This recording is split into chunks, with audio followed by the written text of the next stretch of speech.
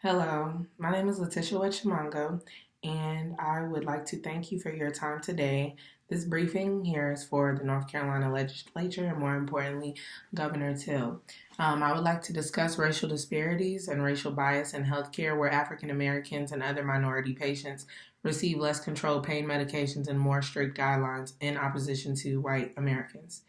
There are many diseases and health issues that require the use of opioid pain medication. And with the battle against cancer and multiple sclerosis and other degenerative diseases, the need for pain medication is at an all time high.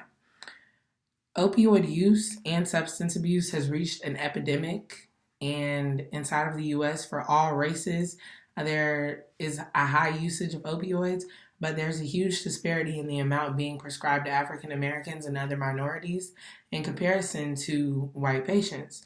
And this information is being provided in order to ask that the inequality be addressed, because African Americans and other minorities are being prescribed less pain medication but have a higher reported incidence of being charged with illegal drug charges and also being refused opioids as a form of pain medication in comparisons to whites suffering from similar illnesses or just in a similar case, period.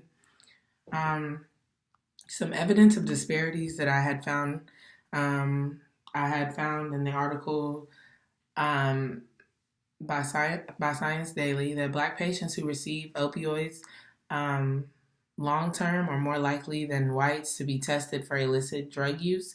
And of those who test positive for like marijuana or other illicit drug use, Blacks are more likely to be discontinued in comparison to white patients. And this was found in a study in Yale University.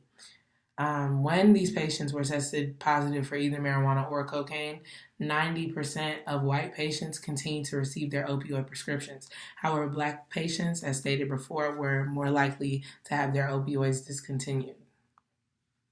Julie Gather, one of the researchers, also explained that the disparity in the study also found that more African Americans are prescribed less stronger pain medications, as white patients were prescribed medications such as Percocets and Oxycontin and more stronger medications that helped the actual chronic diseases.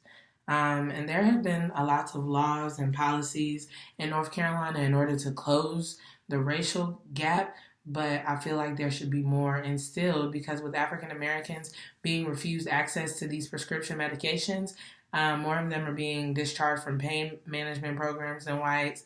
African Americans are more likely to suffer from debilitating diseases and result to the increased probability of these patients seeking more dangerous or illicit drugs from black market resources or more outside resources, period, rather than receiving it from their doctor. And the cause of this racial divide in pain management and providing prescriptions for African Americans is doctors simply not understanding the new guidelines on how to follow the laws and prescribing opioid medication.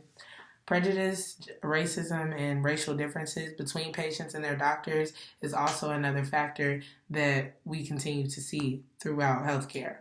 One recommended intervention is honestly that we go out and train all our doctors to make sure and ensure that we're giving our patients appropriate and equal care for diseases that cause chronic pain so that we can close the gap. African American patients should definitely receive education on opioid usage and an alternative medicine when appropriate.